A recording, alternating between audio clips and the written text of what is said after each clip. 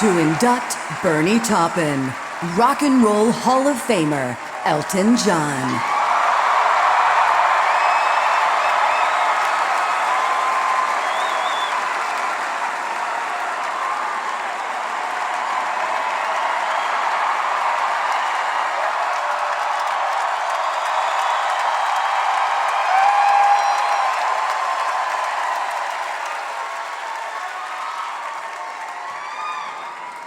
Once upon a time in England, two boys were born in Pinner and in Ownby by Spittal. Pinner was in North London, Ownby by Spittal was hundreds of miles away in Lincolnshire. Little did they know, as they were growing up, what would happen to them, what was in store for them. They could never have dreamed in a million, billion years what was in store for their life, their friendship, an incredible adventure. It all started when I answered an advertisement in the New Musical Express in England for songwriters and lyricists and singers wanted by Liberty Records, who were forming an independent label in England. And I was in a band called Bluesology that was going nowhere, and I was fed up, and I thought, well, I've written 2 songs, maybe I can write a song, and so I answered the advertisement and got an appointment.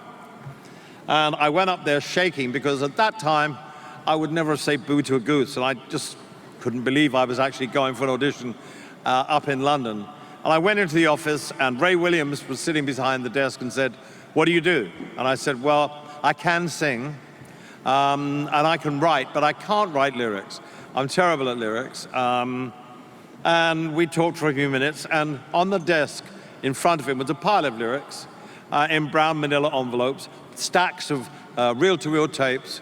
It was, when you ask for songwriters and singers and you say, please send them, you get inundated with crap. But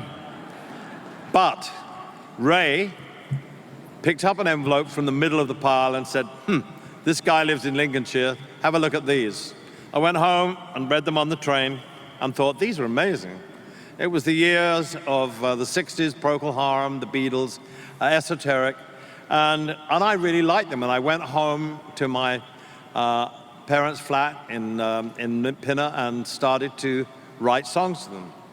And it clicked straight away. I could write songs to lyrics. The visual, the words, the visuals that leapt off the page suited me entirely. So eventually, I got to meet this young man who came down from Lincolnshire. And it was one of the greatest moments of my life because not only did we become the greatest of friends, and still are, who love each other dearly, but we wrote songs that got better and better and better. We had struggles.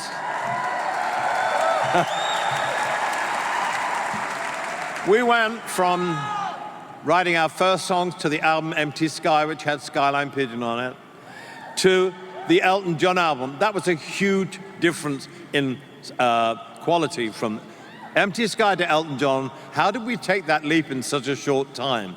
But we did, and we clicked. We used to go to the cinema together. We used to go and see shows. We used to go to live concerts. He was the friend I never had.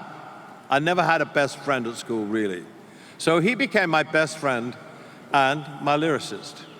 And people have always said to me, well, you're quite verbose. Why do you need to why can't you write lyrics? And I think that's one of the greatest insults to people who can write lyrics. Because if you think of all the great lyricists from the beginning of time, since popular music began, they are something else. Now, our success story is what it is, you all know. And through the years, we grew and we grew and we grew. And we climbed mountains that we never thought were possible to climb, and we scaled heights that we never thought were possible to scale. And throughout that time, we never, ever really had an argument. He was disgusted with my behavior, yes, but that's a given. But to this day, we are still growing as a partnership. We've just finished an album in Los Angeles about 3 days ago. which is going to surprise the shit out of you. Oh, I can't swear. And it's absolutely wonderful, and it's full of youth, and it's full of vitality, and it's a wonderful place to be after we've been together for 56 years, to have that incredible bond. He is without doubt one of the finest lyric writers of all time. Every time I sing his songs now, and I've sung them hundreds and hundreds of times, I feel a different thing every time I see it. I understand what the lyric means more every time I sing the song, which is the trademark of someone who's brilliant at their job. He isn't just a lyricist, he's a poet. He's a conjurer of cinema in words that I can relate to. When I sit down at the piano, I go, that's going to be like this is going to be like that. And for some God-known reason, it's worked. And I am so proud tonight that he's being inducted into this Rock and Roll Hall of Fame, because if it wasn't for him, I wouldn't be sitting here talking about him, because the lyrics come first. They always have done. And he's always been generous. And when I've crossed out verses, crossed out lines, he's just gone with the flow, and he's trusted me. And that trust has spilled over into our friendship. He is the happiest man in the world with his lovely wife and his 2 daughters. I'm the happiest man in the world with my husband and my 2 sons. We have come through. We have survived the storm, and there's been a lot of tempestuous weather in our relationship, not between us, but with other things interfering.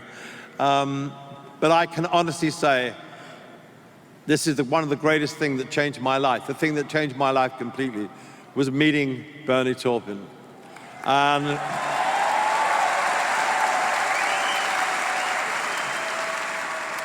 hopefully there will be many more songs to come. God knows how many we've written. But I honestly believe that he's one of the greatest songwriters of all time, and it's been a privilege for me to actually write with him. If anything was destined, it was for him and I to be together. Some higher power said, let's put these 2 together and irritate the world. Holy Moses, I've been removed. I had someone to write my words for me, and without him, the journey would not have been possible. I kind of feel cheating standing up here accepting it, because without Bernie, there wouldn't have been any Elton John at all. I would like him to come up, and I would like to give this to him.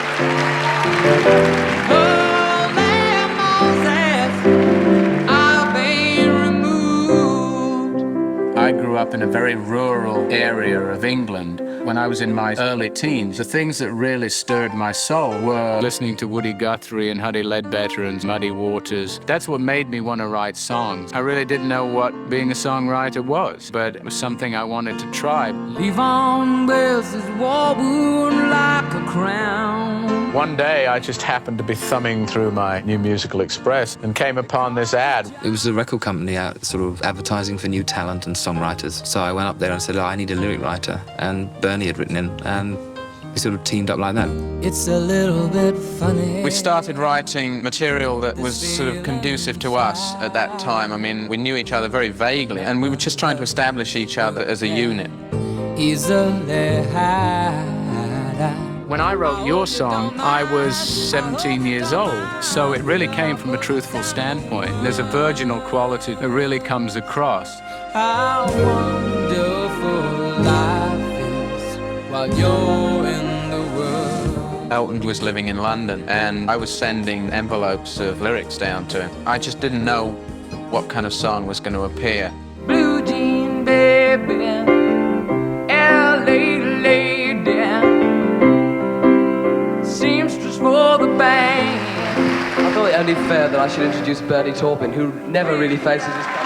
I write the words and he writes the melody, so there's no need for us to sit together and do it together. Yeah, I mean, he just comes down to London and hands me a batch of sort of lyrics. Very, very uncomplicated. That really is all there is to it. I don't usually sit down and say, I want to write a song about this subject. For instance, when I did Rocket Man, I was just driving along in the car and I came up with the first line, about she packed my bags last night pre-flight. And I thought, oh yeah, that's nice. 0 hour, 9 a.m. And I'm gonna be high. as the kite by I've always been fascinated by Marilyn Monroe. I think everybody has their own idea of how Marilyn was to them. You know, she was somebody that you felt that you could get close to. And I would have liked to know you, but I was just a kid. Your candle burned out long before your legend ever did. And it was just Elton and I. You know, I would travel as part of the unit, and then when it came time to record, then that's when I would write. So I would be in one room writing. I would sort of give it to Elton. He would be off and work in the studio. I would write some more, and it became this rotation. Hey kids, plug into the faithless. Maybe they're blind, but then it makes them midges. And I was trying to conjure up a sort of space age rock and roll situation. And actually, if you look in the cover of the Yellow Brick Road album, you'll see they were basically an android rock and roll band. Bernie has to take more criticism than I do. I don't think he gets enough share of the limelight. I won't let him. When are you gonna come down? When are you going to land? I should have stayed on the phone. I should have listened to my own mind. He was like the brother I never had, and our friendship and our relationship as a songwriting duo started on such a great note, and 53 years later, we're still here. I'm just sort of happy the way I am, and I want to stay that way. I don't want to be the sort of savior of modern writing. I just want to write what I want to write, and for it to be appreciated. And if it's appreciated, you know, people don't have to know me as long as they know my writing.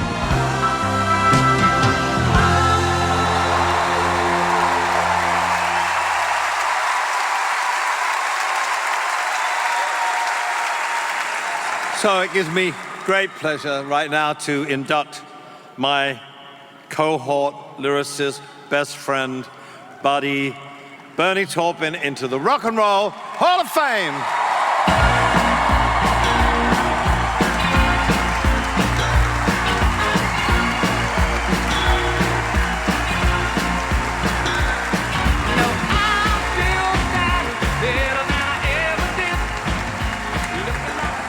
Thank you.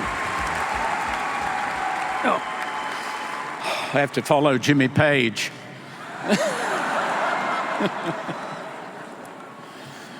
Okay, it's no secret that I've always been a little conflicted about what my profession really is. I'm called a songwriter, but in reality, I'm just the writer bit. So I guess that makes me a lyricist, and which in my estimation always sounded way too professional. Ira Gershwin, you know, Johnny Mercer, Oscar Hammerstein, those were lyricists. Originally, as a kid, all I wanted to do was write stories. But when I was about 10 or 11, I heard Marty Robbins' classic Western ballad, El Paso, and everything changed. That was kind of my road to Damascus moment, because it was raw, real, and a million miles from comic book cowboys. It was cinematic, vivid, and visual. And at that moment, I realized you could conjure up stories and that they could be turned into songs. That is, if you could find someone who could conspire with your imagination and ignite your dreams. In 1967, I became the luckiest man alive and got the other best wife a man could ever hope for. We're kind of metaphorically still married and are as stimulated and excited about what we still do as we were when we shared bunk beds in a cramped room of a tiny apartment in the suburbs of London 56 years ago. Thank you. So I've been allowed all these years to tell stories and to be a cinematographer. Sometimes it wasn't like writing songs so much as it was like making movies. I'm grateful for all my inspirational sources, and not just musical. Believe me, I've plundered from fiction and motion pictures, and owe a debt to the likes of people like Ray Bradbury, John Huston, Graham Greene, Mary Renault, Mervyn Peake, Ursula Le Guin, and Sam Peckinpah, and that's just scratching the surface. I've always liked to mix things up, intertwine ideas, and keep your songbook racing between styles. That's because Elton and I nurtured our collaboration and diversity and shared musical interests. It was open season, basically, on the musical landscape. Elton has a canny knack of changing styles and keeping us fresh. He's on top of the current trends like no one I know. Me, I'm a little more dyed in the wool and straddle the ages, still immersed in the traditional. I'm never too far away from those that inspire me in ways that spur me on and instill in me the desire to create. Louis Armstrong, Duke Ellington, Nina Simone, Peggy Lee, the Louvin Brothers, Leonard Cohen, Little Richard, Willie Dixon, Howlin' Wolf, and of course, I have to mention the incomparable Merle Haggard, a one-of-a-kind, rugged, all-round genius who sets a fire under me every time I hear his songs. And as a side note, Rock and Roll Hall of Fame, are you listening? Okay? I acknowledge all these people because they and so many others are why I write. I guess you could say I'm being inducted as a paradox, perhaps, but either way, I'm honored to be in the class of 2023 alongside such a group of profoundly articulate women and outstanding articulate black artists, along with all of the other musical masters here tonight. You know, diversity of genres and styles is exciting and relevant. Of when it exactly was that the term pop became a dirty word, I don't know. Because every artist in this musical institution and every artist inducted on this stage tonight is pop. Because pop in its original connotation meant popular, as in popular music. That's what they all were and still are. That's a blessed thing. It means there's no walls, no inherent snobbery, and it stands for unity without barriers. It means we're all in this together. Thank you.